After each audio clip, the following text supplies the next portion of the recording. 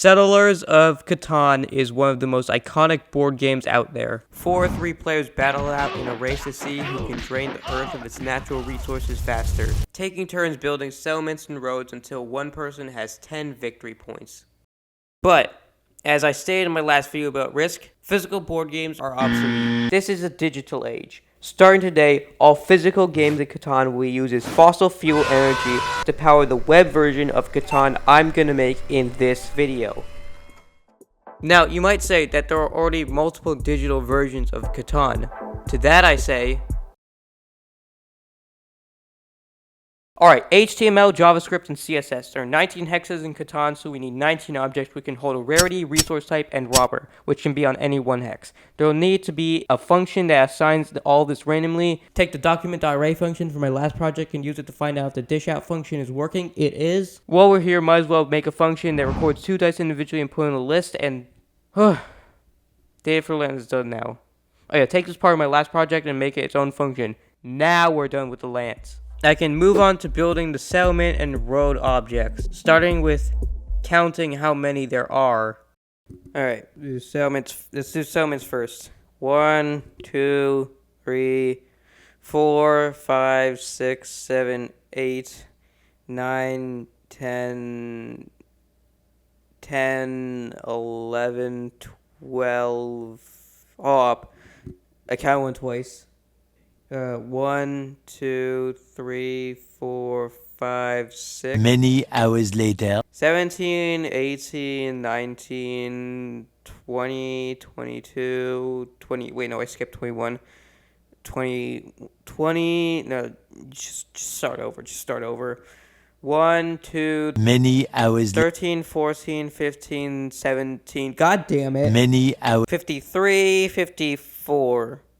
Okay, so there's 54 places where you can build a settlement. 1, 2, 3, 4, 5. Many 5, 6. I'll just start again. 1, 2, 3. Many 56, 57. Oh, okay, hold on. Many. Where was I? 45, 46. No, okay. So Many. 61. 62. Shut up! 71. 72. Okay. There are 72 locations. So I need to implement 54 objects that represent the settlement owner, the upgrade status of the settlement, and the lands that the settlement harvests from.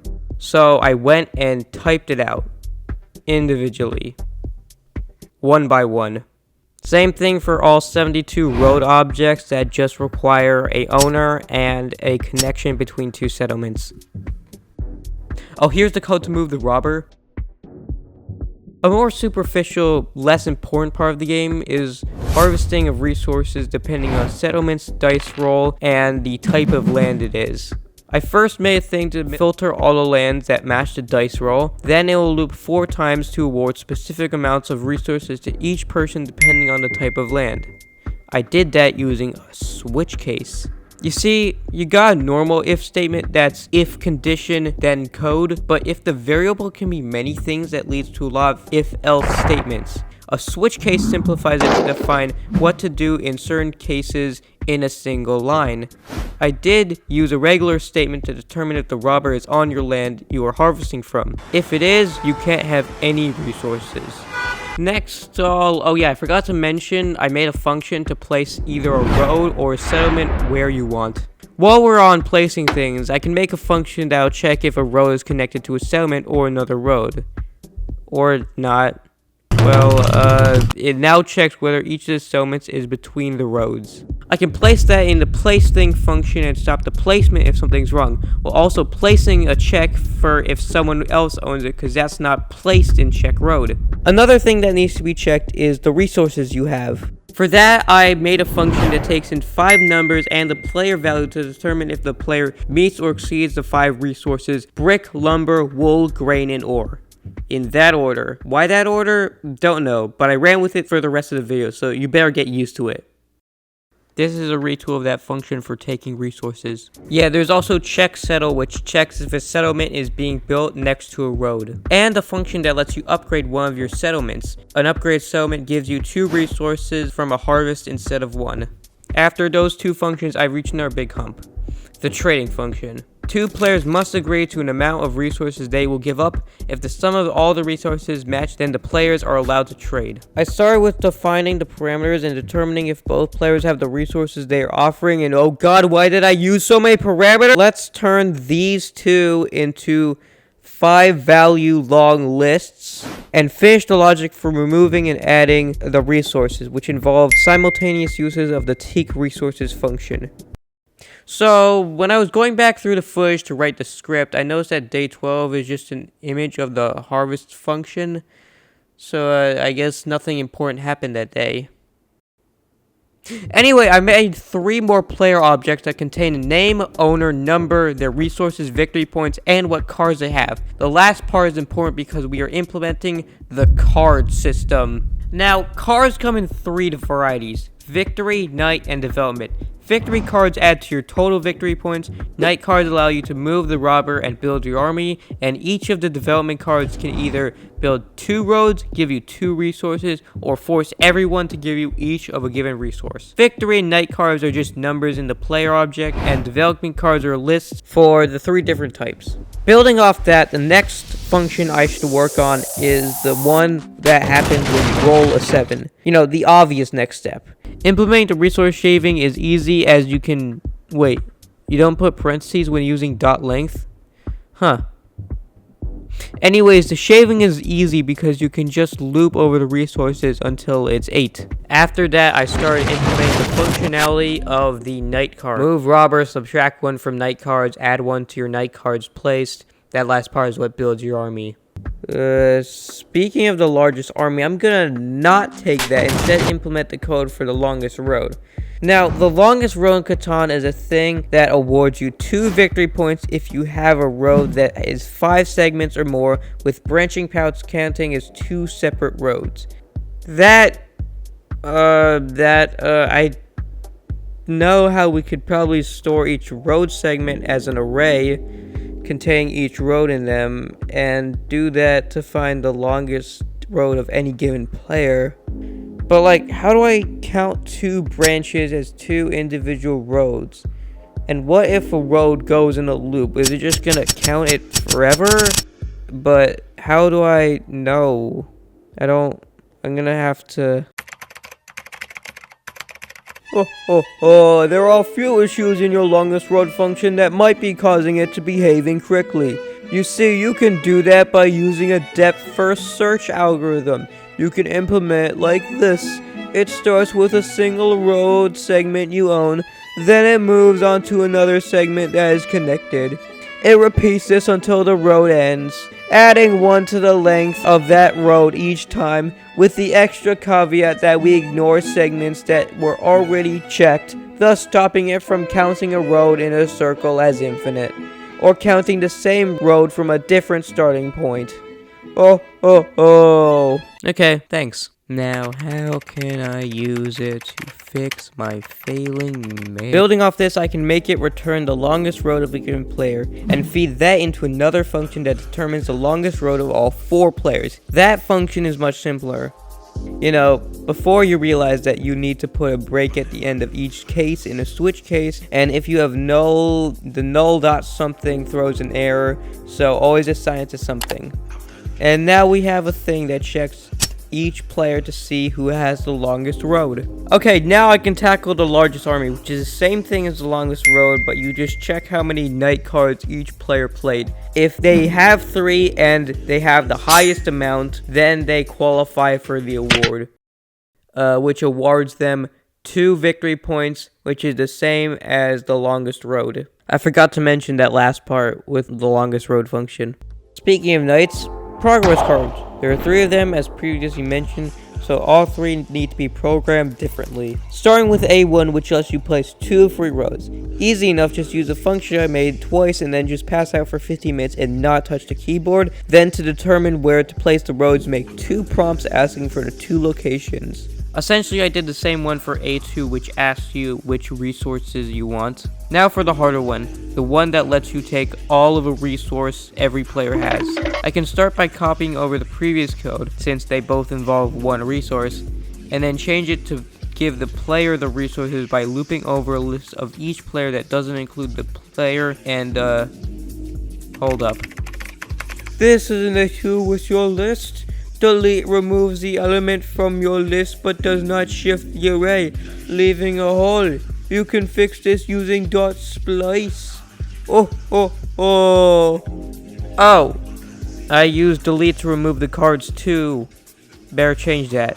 Then clean up the logic in A3, and that's the progress card function. So, to recap, I have the board set up, functions for moving the robber, placing settlements and roads, harvesting resources, rolling a 7, checking for the longest road and largest army, using knights and progress cards. Guys, I think it's time to make the part of the game where you actually play the game. The first part of the actual game is the 4 players each putting down 2 settlements and 2 roads wherever they want, as long as the settlements are in a place where a settlement already is and the roads connect to a settlement you own and not to a settlement someone else owns. The settlement part is easy. I just have to set up 2 prompts that ask for each location, and I only have to check if the settlements overlap with each other or with another settlement another player owns. It's not like there's a crucial rule in Catan that changes how you place settlements, thus forcing me to reprogram the settlement placement. No, I'm good. This works as how it's supposed to. And the road function is very similar, so with some modification I can just place it here and I should be able to place that road there. Let's add a thing that tells you which settlements you own so I can check. What do you mean? There's no possible thing. The settlements have been placed. There should be a place. And you have the balls to tell me there is no Wait. I'm using player turn here. That's never gonna update because I'm using a separate for loop. So it's always checking the road in terms of the first player.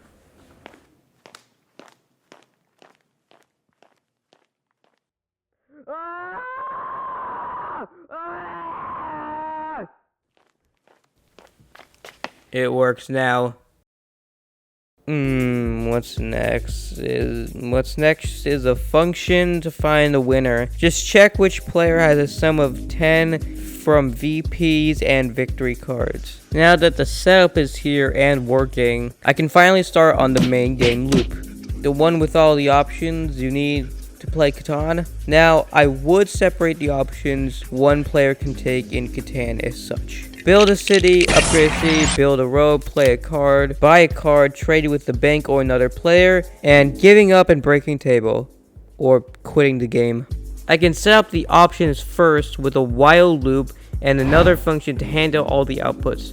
There is a small issue where this break refers to the switch case and not the outer while loop, which means the loop will never break. I can fix this by giving the outer loop a name and referring to that name whenever we want to break that loop. The quick game option should be easy. When you press 0, it breaks out of the outer loop and... What? I spelled it correctly. Oh, the input is a string, not a number. Well, there, it works now. The rest of the commands are relatively simplistic, so I'm just gonna quick fire them. Building settlements asks the player for a number from 0 to 53, and if that index is unknown, then the settlement is placed. Building roads, same thing, but with 0 to 71. By card, if you have 1 wool, grain, and ore, then either a knight, development, or victory card will be given to you. Upgrade settlement, just increase type by 1. Playing cards, display all the options. Finally, trade. Ask the player who they want to trade with and then ask both players how much they want to offer. If what both players are offering are equal, then the trade can commence. And with all the options created within the main game loop, with the extra caveat that the game ends when one player has a sum of 10 in VPs and VB cards, the back end of the game is complete. Except this isn't really the backend. The backend programming refers to the code on the server. The front end refers to the actual site that the average normal human person interacts with. Since I'm not using a server, this is all front end. So TLDR, the base mechanics of the game are done without any of the visual stuff. So now I can work on the So last time I used SVGs for most of the visuals to get unique shapes. So it makes sense to try and do that again. So just go to this site to get the SVG for a hexagon and put it in. That's a triangle. Turn this into a slightly smaller hexagon. Okay, maybe can you make it a little big? Wait, no, that's too big. Maybe I can try again with another SVG. Wait, I didn't add the thing where you choose who to steal from. I just need to add an input where you choose a player that has a settlement on the land the robber is occupying, and then loop random resources until you can steal one. I need to fix that. That was crucial. Whew. Now where was I?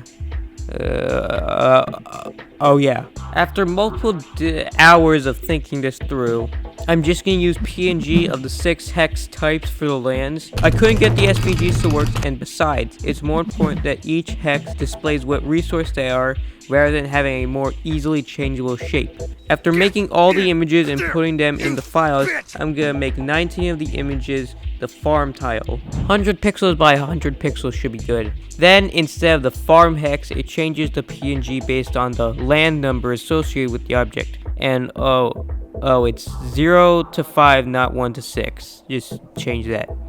There we go, and we have the shapes. Now we need the orientation. Well, clearly the first hex should go here, and based on that, I can recreate an array of where each subsequent thing will go. This method might seem a little brute force, but I don't have any other solution, so all the hexes immediately snap to their positions as soon as they're calculated. But jQuery has a function for animating objects, so wonder if I can... Whoa! Okay, hold on. Well, okay, I can just... Maybe I can adjust it. Oh, that feels good. I like that. Is there a way I could possibly... Yeah, make this random. Like, I could do some randomness to it. That would be kind of cool. Okay, and... Oh,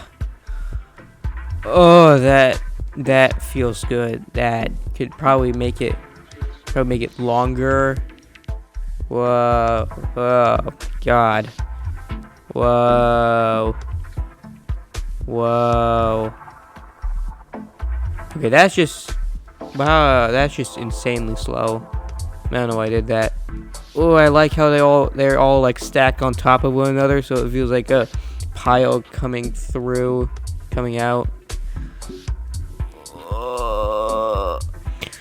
Ooh, I could manipulate the position.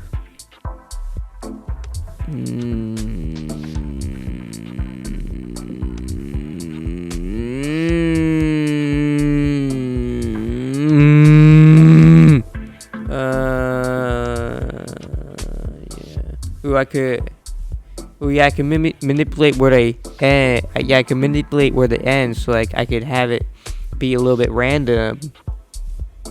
Or okay, hold on. This is crucial. This is crucial. I just need to spend a little bit more time on this. Ooh.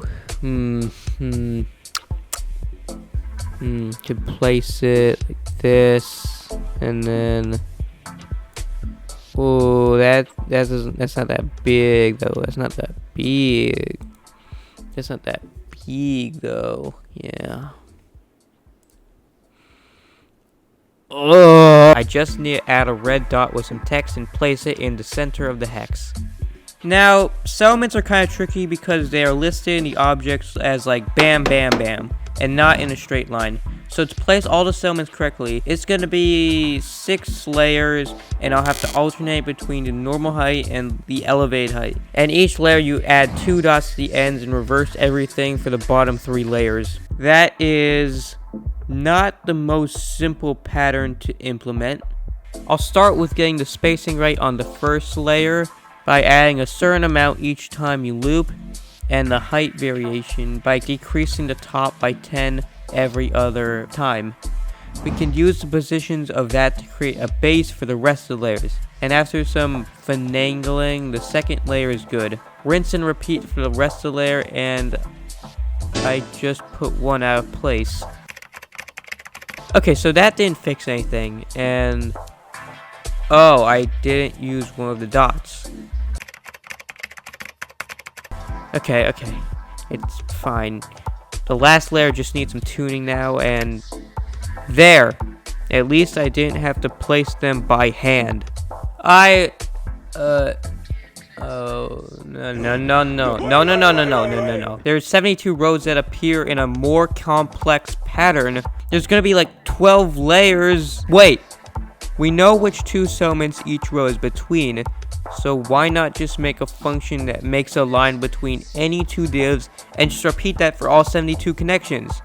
Just need to do some small modifications to how it makes the lines and how they work, and that's the board game done. I can now start updating the visuals to match what the player is doing. I'll start with the function that updates the colors and settlements based on ownership. Insert colonization joke here. Also, to avoid the last time where the lands and associated objects were so disconnected that they needed to be a code snippet to connect them, I'm just going to place a visual thing in the road and land settlement objects so that we can more easily manipulate them. Since I started making the game portion with the setup phase, it only makes sense to do the same thing for the visuals. I can do this by splitting up the settlement and road part into two separate functions, where one triggers after another. Replacing the text prompt with an event listener, tracking how many times the player clicked. If the click count is 2, we know they picked both settlements and roads. Then it's a matter of comparing to see whether they're valid spots. I also added a thing where a settlement or road lights up yellow when you click it, but if it's an invalid placement, then it goes back to gray. And finally, I added a prompt screen that displays text that tells you what you might is not updating. Why is it not? Oh, right, I'm using current player instead of player turn. That's right. Now it's not moving to the road selection. It's, oh right, the prompt text says settlements in the road selection. Okay, now it's good. Now it's good. From the setup phase, we move to the main game loop. The loop starts before setup phase, and we can have it so that the loop only starts after the start phase is true, and it only becomes true after you place all the roads. Okay, never mind. I need this function to only start after this function. How can I do that? Oh, you need to make sure that the outer loop only starts executing after set road location. In JavaScript, code usually runs from top to bottom without waiting. If something takes time, like loading data or waiting for a click, the rest of the code keeps going, with the exception being prompt. To handle other things that take time, JavaScript uses promises, which allow you to wait for something to finish before moving on. This is useful for things like waiting for a player to click a button, or for data to load without freezing the whole program. Okay, cool. So we can implement this by moving the loop into its own function called startGame, and only calling that after the road selection is finished. Now, the loop only starts after the setup phase. However, two small things that need to be done before I do that is making the player aware of their resources and making the robber visual. Starting with the player stats, it's first a matter of making each div with their appropriate text and styling it so it fits on the screen, and then finally updating the text in the harvest function, and then the take resources function. Okay, so the robber is just turning the rarity disk on the land red or gray depending on where the robber is. That's like literally it. Now that the loop only starts after the setup phase, I can convert the options from the prompt to clicking. So to check what the player clicked on, I use a separate function that has an event listener that sends what was clicked to the prompt player. From there, we can know the ID of whatever was clicked by using event target ID, event referring to the act of clicking, target to what was clicked, and ID referring to the ID of the target. Like, if the ID was quit, then you set fire to the game board because it's the quit option. If the player clicked on a settlement or a road, we can also check that because the ID would start with B or C respectively. Dot starts with checks the first thing in a string. The thing I'm currently stuck on is the fact that once I open up the menu I made, I can't close it. After some consulting and tweaking and more consulting and more tweaking and more consulting and more tweaking and more, I realized the issue is that the target is not changing even though I tried to close it, so it just opens the menu back up. I can fix this by adding a thing to end the turn without incrementing the player underscore turn, thus looking like the menu was closed and, well, now there's an infinite loop because I need to reset the event listener.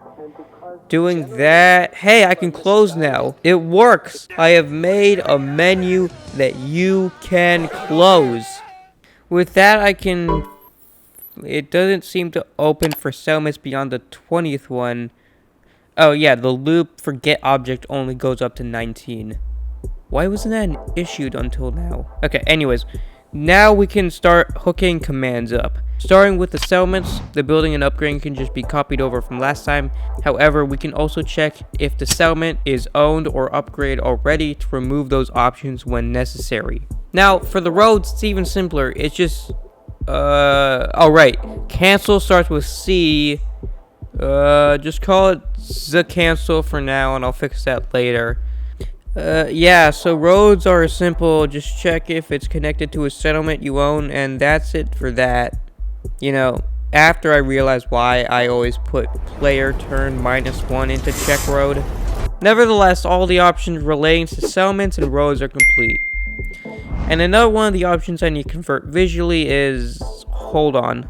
You may only build a settlement at an intersection if all the intersections are vacant? I forgot about the distance rule.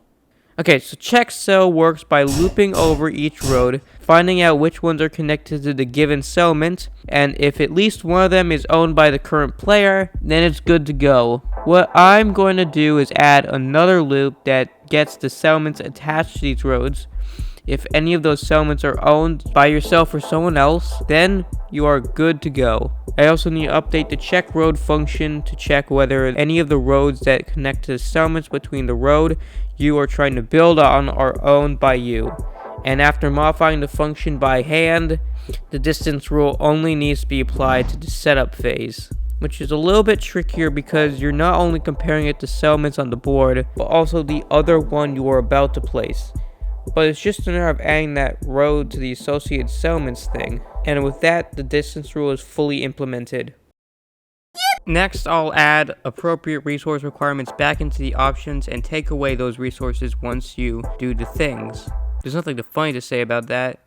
It's just, yeah. The second to last option that needs to be converted visually is trading. Before any of the logistics can be put into place, the layout needs to be made, with 10 separate counterings for each player's offerings, a counter to cycle through the players, and a trade and cancel button. Now, for the last project, I had a number and 2 buttons on either side that you could use to make it go up or down. That was a nightmare. I'm not doing that 10 times. Instead, I will use regular drop-down menus. The menu for trading is accessed the same way as any other menus, so I'll start with that menu as a base and modify it from there, starting with adding 5 drop downs that have the amounts for each resource of the tradee. Now, I feel like it would be better if both sets of drop downs were on their own separate row. So I went and changed the structure of the menu to be 5 rows, 2 rows for the trader drop downs, 2 for the tradee, and 1 for extra buttons.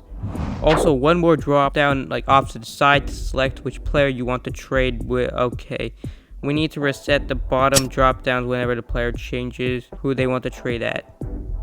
How do I do that? Oh, you want to grab the value of the drop down even when the players change it?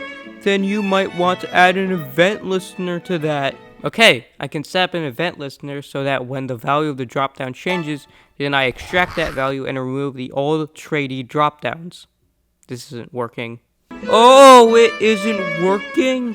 Probably because .remove doesn't take in a parameter. You want to write it like this. Oh, okay. thank you. You're gonna die alone.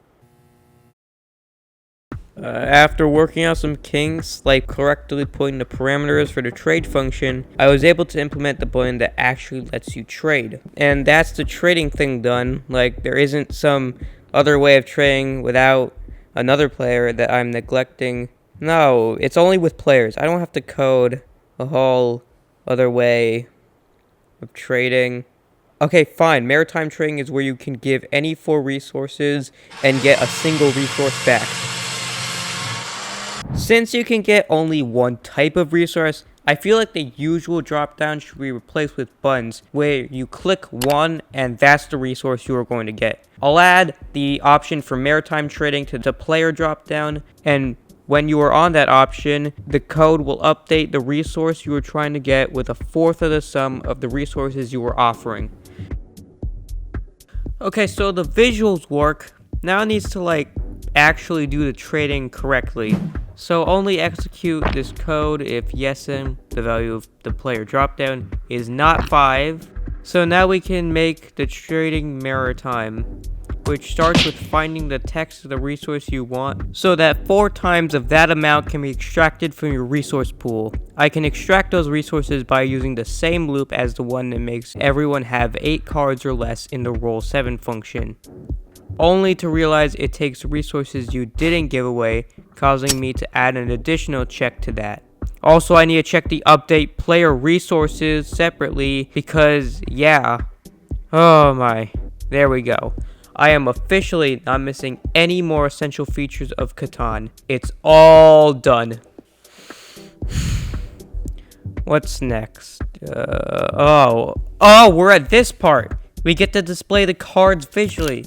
How I think about positioning cards is that they're under the game board, like you're holding a hand of cards. When you hover over one, all the other cards move over and the golden child emerges. To start, I'll add the section where the cards would be placed, and then make a function that'll look through the current player's list of KC and DC to make cards that differ by color: purple for knight and 3 shades of green for different progress cards. After a lot of tweaking, I have something that looks like this. To get closer to that hand of cards look, I made the cards essentially rotate a certain amount away from the center of the hand, and use that same method to make the cards highest at the middle and lowest at the ends. You know, in a way that didn't break the whole UI. I said in a way that did. With the layout of the cards mostly plotted out, I started making it do what it was supposed to do when you hover over each individual card, as in making them bigger. Add transition. Whew, that's good. For now, this is ideal enough to start converting the card commands visually, starting with the knight cards. Since development cards come first, I can determine whether the thing you clicked on starts with ARD, then check whether the number at the end is bigger than the length of the development cards -1. With that, I can make a distinction and selectively remove any card. To make the card do something before it's deleted, I'll replace this text prompt with a promise that resolves the number of the ID of the settlement click -1, and make it so that the promise can only resolve if you click on the settlement. I'm getting the number right. Oh, you don't use indexes to get parts of spaces, you use splice. Why is there still an error? I'm using split. Oh, you use slice for strings. That makes so much more sense. Anyways, the functionality for the knight card is complete, with a little animated flare to show where the knight card goes. You see? Whoop, whoop. Also, when you see a card, it resets your turn, like canceling out of the menus, and since the deck is made every turn, it looks like the card you chose flies out of the hand. That's kind of neat. Now that I have the knight card implementation, I can use it as a base for the development cards. A2 is simple enough, just need to allow the player to click on any hex to choose their 2 resources and update the text to reflect that. A3 is essentially the same process. Wait, not essentially. Literally. It is literally the same process. Now, A1, which lets you place down 2 roads, is trickier. Copying over some code from the setup phase is a start, but then I just removed it and used the same base as the other two, with modification to make sure you clicked it twice, and that both roads are in valid positions. Then after some debugging involving issues I had forgotten to solutions to, all the cars were now implemented visually. That is a good question. Well, there is now. Also, there's a rule in Catan where you can only play one card per turn. Here that is. We're nearing the end. The first couple of final things is displaying the longest road and the largest army. For this, I just added appropriately colored dots to each thing, and added a thing where you have to have at least 3 night cards placed to qualify. That was relatively simple compared to other things. Another of the couple final things is that you don't play Catan with 4 people. You can play it with 3 or 2 or 1 if you're into that thing. So instead of all the loops going through 4, I'm gonna change it so that it loops through a number of players, which leads right into another couple final things, which is the actual main menu that you use to interact with the game. Now, last time I just had you pick the amount of players you wanted. I'm still gonna add that. However, I also want to add custom names to this. So I set up the main menu with the start button and the number of players selected. For the custom names, it's a matter of creating the slots for names that correspond with the number. So I did that. I don't have footage, but that's what I did. And with that, I think this is ready to playtest. Okay, multiple things are wrong. First of all, it is very unclear what you can build at any given time. To fix this, I placed an element on the right side of the UI that adds a thing you can build if you have the resources. There was also this less important bug with the roll 7 where if the player you were stealing from didn't have any resources, then it would be an infinite loop. So yeah, just quickly fix that. And I think there's nothing left I have to do, so I just But no, I said I didn't forget about anything. That means I'm allowed to ignore it. I don't care if it hurts retention. I ain't making shit from these videos. Because I like making these projects. Shut the hell up. Okay, fine. I did forget one thing. The ships, they give you a better deal on certain resources, or all of them, if you have a settlement next to them. Now, since I've neglected this feature, this needs to be added both visually and mechanically. I'm gonna guess that the visual component is less painful, so we'll start with that. Now, ships can be connected to any settlement on the shore. We can define a shore settlement as any settlement that has less than 3 connections, so I started with making those. The ships themselves can be created as 6 objects that have their visual ID, the resource that they give better deals on, what ratio they give, and what settlement they connect to. Bringing these things together as part of the board setup, I randomly assigned shoreline settlements to the ships and their resources, which led to placing dots where the ships were, which led to me hard-coding each position of each possible ship location so that none of them looked weird. Which means a lot of modifications to the maritime trading system. I'm not even gonna think about that for a second and just fill out the information on the ship objects. Okay, I have to think about it now. So, to implement this, I would have to check which ships the current player is next to. Then I would need a list for the best ratios of each resource. Then I would need to check which resource you were attempting to buy and apply that ratio to both the display and the... Do you know why I understand why I just wanted to just leave this out? Like, I am banging my head against the wall trying to implement this. I didn't even know how to implement the actual ratios until it dawned on me in a car wash that it will just sort itself out because you're never gonna have more than 4 per resource. Okay, now, everything is implemented. There is nothing I'm forgetting, so I just cleaned up the UI, added text to the cards, and just made some general polishes here and there.